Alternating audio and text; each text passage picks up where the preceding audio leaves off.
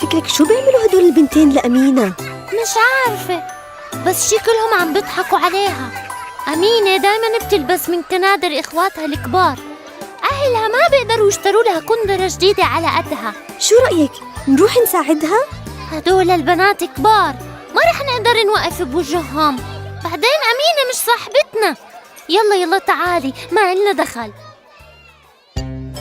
اليوم رح نحكي عن موضوع مهم كتير اسمه التنمر. في حد بيعرف شو يعني تنمر؟ لما حد يسخر منك ويقول أشياء مش كويسة عنك، أو إذا حدا ضربك أو دفشك في المدرسة. وهذا ممكن يصير في أي محل، يعني في المدرسة، في الطريق على البيت من المدرسة، أو حتى على الإنترنت لما حد يكتب أشياء مش منيحة عنك، أو حتى في البيت بين الإخوة والأخوات. نعم، هذا صحيح. ولأنه في بعض الأحيان صعب نمنع التنمر، اللي بنقدر نعمله إنه نلاقي طريقة نتعامل فيها مع التنمر إذا صار معك أو مع شخص بتعرفيه. مثلاً إذا حدا دفشك وإنتي راجعة على البيت من المدرسة، شو بتعملي؟ البابا بيقول إنه لازم أدفشها أقوى. إذا عملتي هيك بتكوني عم تتصرفي بنفس الطريقة. وإحنا اليوم رح نحاول نلاقي طرق مختلفة نتصرف فيها لما نتعرض للتنمر. حتى نستكشف كيف ممكن نتصرف في هذا الموقف رح نلعب لعبة.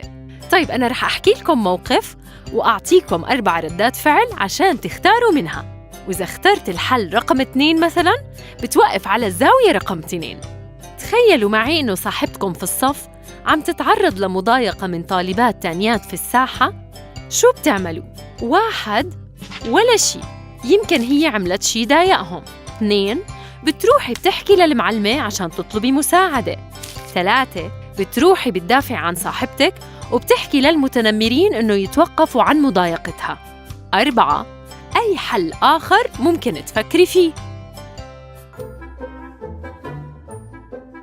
الكل اختار إجابته. زاوية رقم 2، احكوا لنا عن الجواب اللي اخترتوه. أنا بروح لعند المعلمة لأنها هي شخص مسؤول، تقدر توقف المتنمرين عند حدهم وتحمينا من إساءتهم. أنا بحب إنه أدافع عن صديقتي، بس المتنمرين ممكن يضايقوني أنا كمان. أشكرك على إجابتك. زاوية رقم 3، ممكن حد منكم يحكي لنا ليش اخترتوا هذا الجواب؟ بحب أروح أدافع عنها لأنها صاحبتي، وبجرب كمان أخذ معي صحباتي عشان كلنا نوقف معها ضد المتنمرين.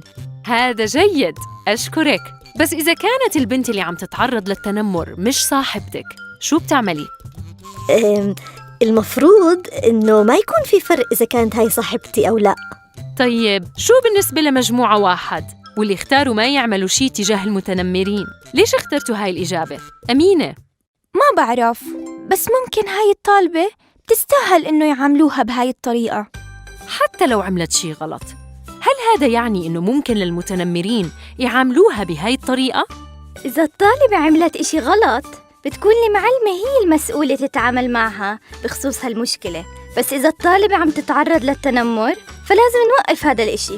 ما في شخص بيستاهل يعامل بهاي الطريقة. هذه نقطة جيدة. ممكن ما تعرفي سبب التنمر، بس هذا ما بيعني إنه المتنمرين إلهم الحق إنهم يسيئوا لأي شخص، ودائماً أحسن إنه نخبر المعلمة.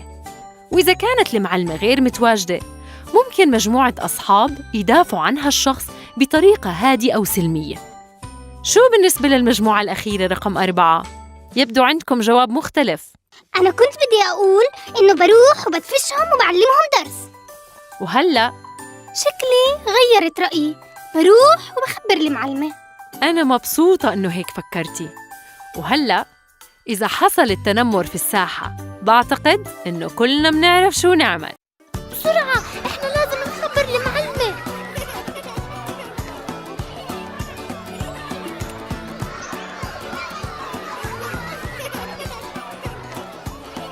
أمينة، بتحبي تلعبي معنا؟